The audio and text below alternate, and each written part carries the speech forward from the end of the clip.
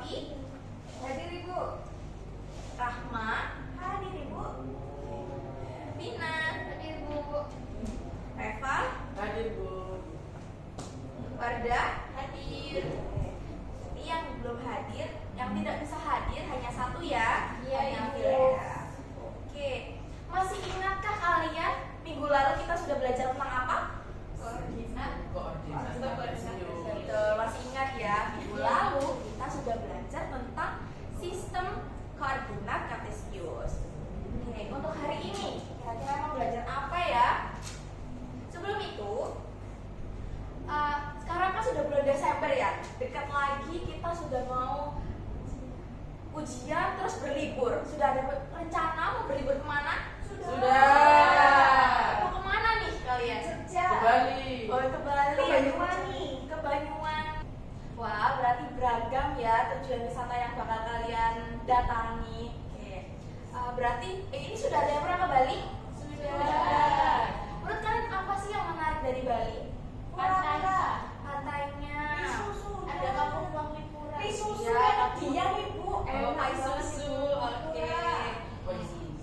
Jadi Bali itu kan sebuah daerah yang memang terkenal akan kentalnya budaya Hindu yang ada di sana. Banyak sekali pura-pura yang megah di sana, juga ornamen-ornamen yang unik dan indah gitu kalau kita nikmati.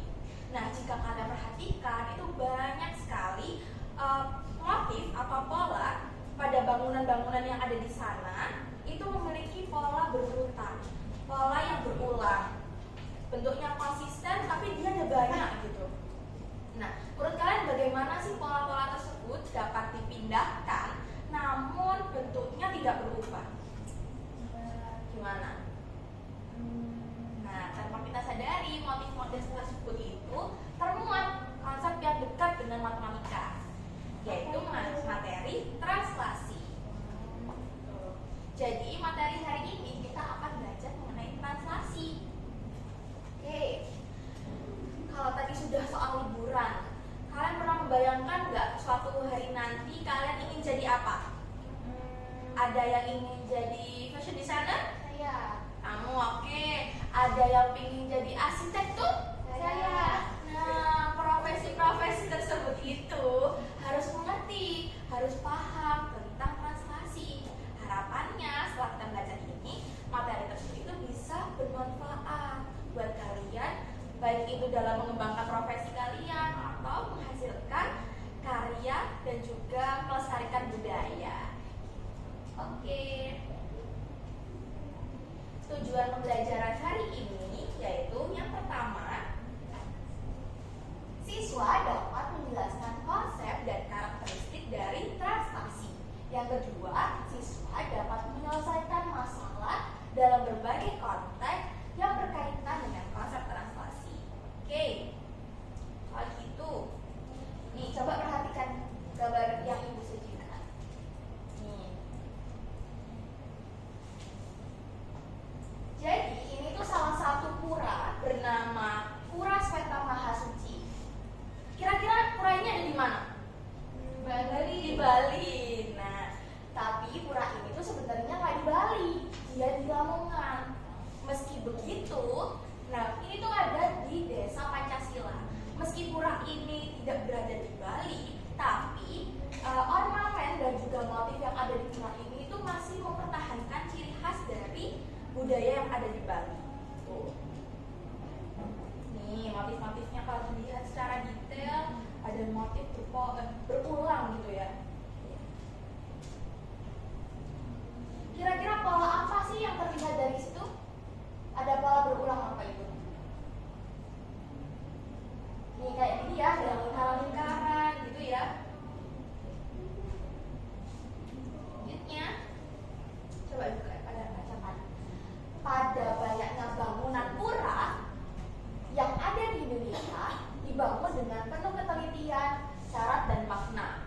Para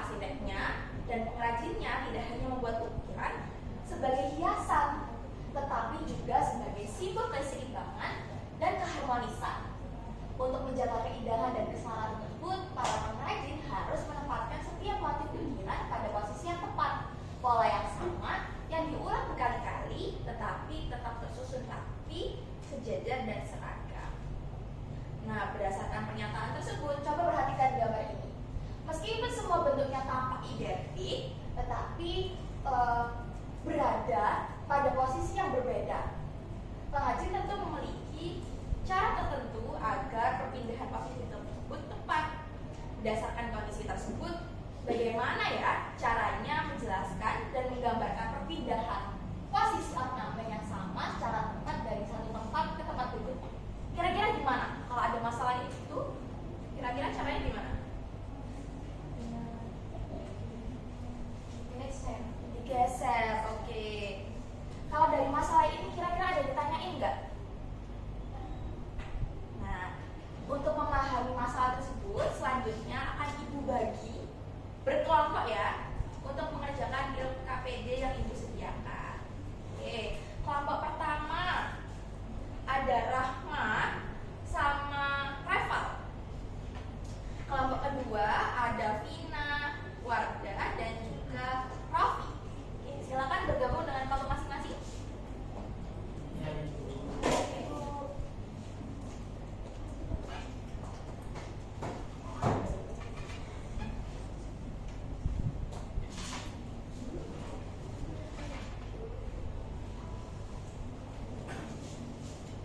Nih, untuk kelompok dua ya. Kelompok dua. Ini untuk kelompok satu. Boleh, kenapa?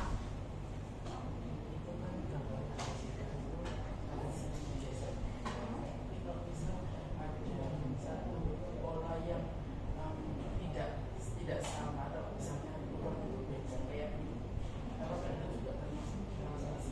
Pola yang mana coba dilihat dari sini? Oke, pertanyaan bagus. Bu, gimana cara menggesernya kalau misal polanya itu berbentuk berbeda? Oke, setelah Ibu berikan LKPD, coba diperhatikan isi LKPD-nya. Iya, Ibu bacakan dulu tentang isiannya.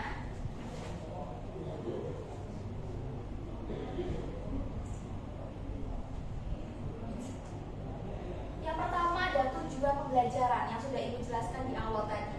Berikutnya ada petunjuk pengerjaan. Jadi, untuk mengerjakan LKPD ini, bacalah terlebih dahulu dan pahamilah LKPD dengan seksama.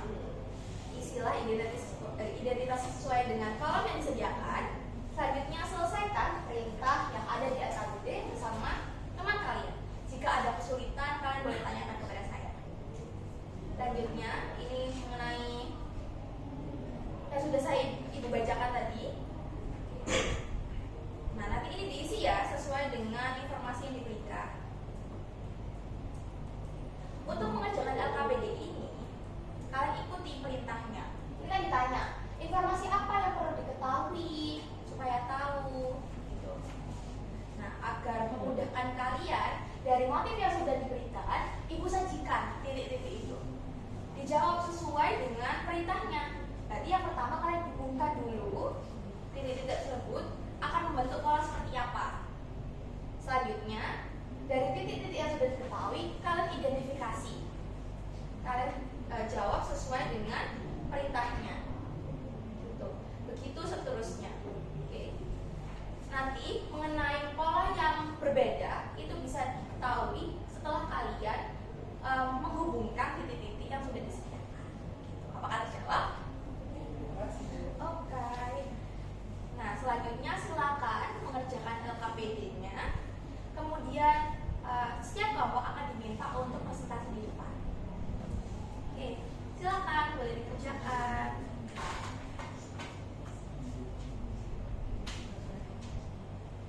Oh iya, untuk mengerjakan itu kalian bisa cari dari berbagai sumber ya, mulai dari buku, dari internet, atau dari video untuk memudahkan kalian menyelesaikan tulisan.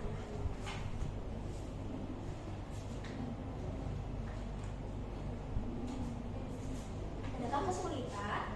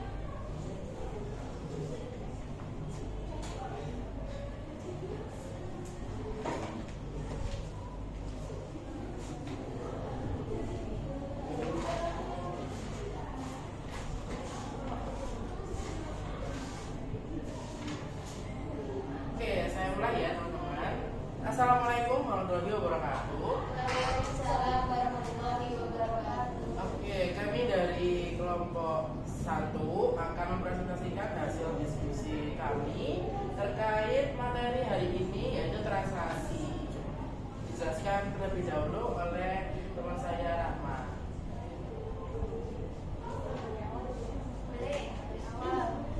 Di LKPD itu kan ada masalah yang dimana kita memperhatikan bentuk ukurannya itu apa.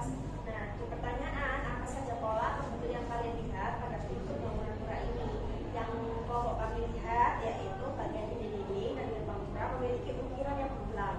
Pada gambar terdapat gelombang serta lengkung seperti gunung es itu berulang dari kiri ke kanan yang ini. Nah, kemudian dari pola-pola itu disusun dengan asal atau memiliki keterangan tertentu. Menurut kami polanya seperti digeser saja, tidak berubah bentuk, dan pola itu tampak sama persis, hanya posisinya saja yang berbeda. Nah, kemudian pertanyaan selanjutnya, di sini memperhatikan pola-pola ini kan, yang bentuknya itu tampak seperti gawang berulang yang tersusun saja. Coba amati lebih teliti apakah bentuk bentuknya sama dan apakah posisinya berbeda dengan pola tertentu. Nah, menurut kami ya ornamen tersebut tetap sama. Menurut kami itu polanya seperti digeser saja, tidak berubah bentuk, dan pola itu tampak sama persis, hanya posisinya saja yang berbeda. Kemudian di aktivitas 3,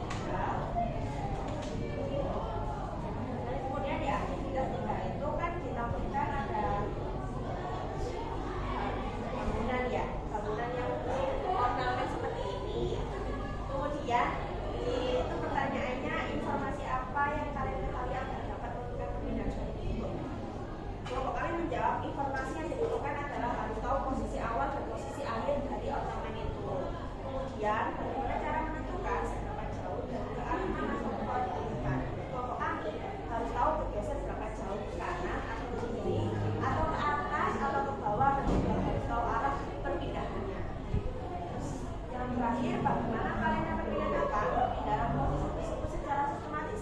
Menurut kelompok kami bisa menggunakan titik ordinat untuk menggambarkan posisi sebelum dan sesudah bergeser, dan juga kita berbicara untuk menyatakan perpindahan angka.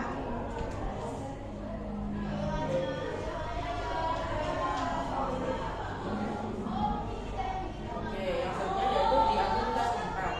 Nah, setelah kami memperhatikan gambar ornamen yang ada di aktivitas 4, itu ada pertanyaan hubungkan titik tersebut untuk membentuk pola tertentu. Nah, itu dihubungkan, habis itu menjadi terlihat kalau itu membentuk suatu pola tertentu.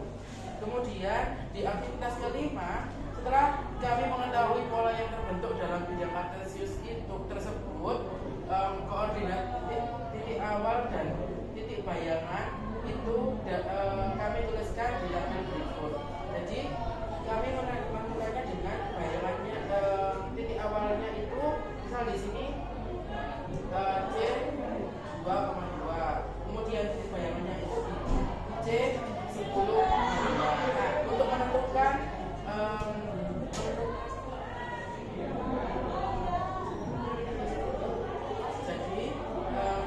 jadi selisih antara bayangan dengan titik awal itu ada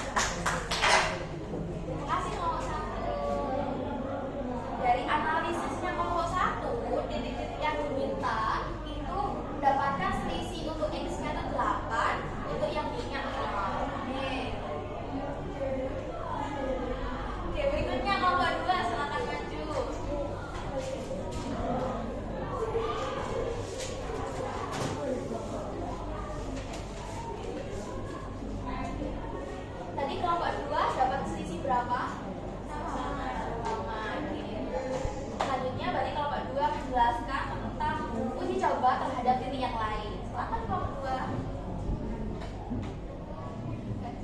Baik, terima kasih Bu. Kami dari kelompok 2 akan mempresentasikan hasil dari diskusi kami.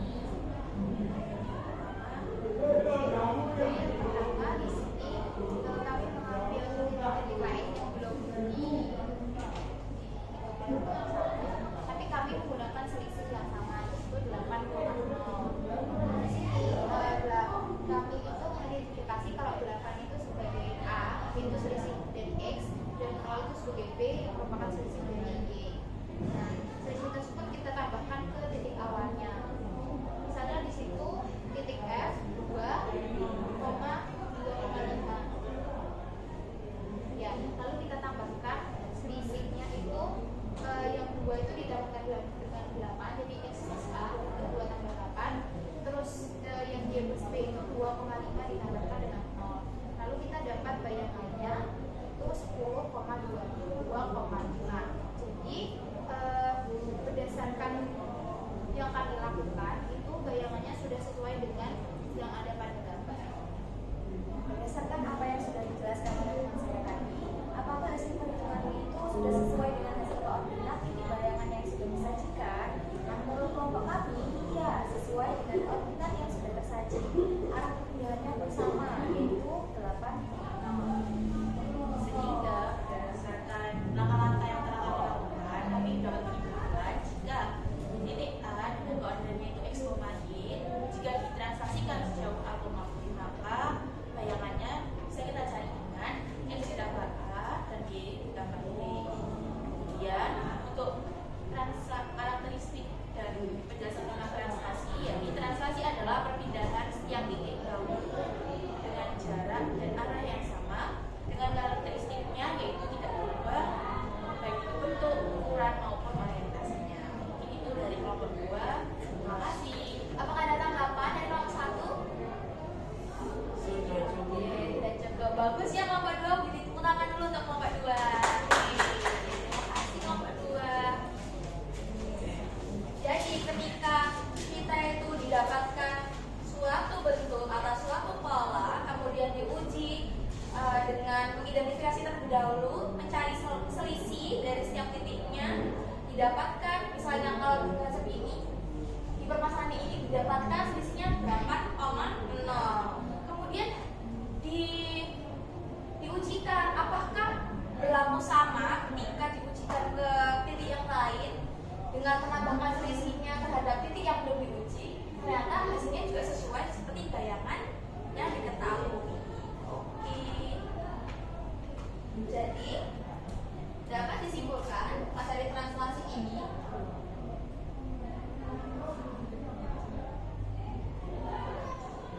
tentang apa anak-anak semuanya? Ya, pergeseran suatu bentuk atau suatu titik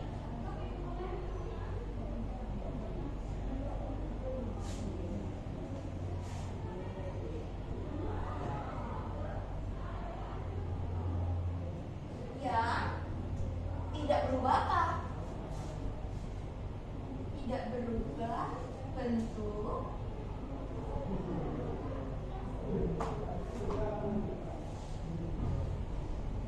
ukuran, dan juga orientasinya.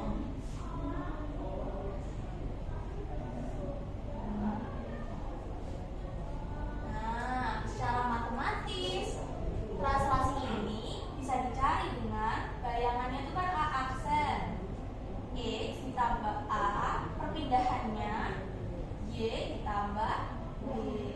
Sampai sini ada yang belum dimengerti? Sudah paham Bu? Oke, bagus. Oke, selesai sudah materi tentang translasi. Kalian sudah mengerti pengertiannya apa, rumusnya apa, dan contoh dalam kehidupan sehari-harinya seperti apa. Bagaimana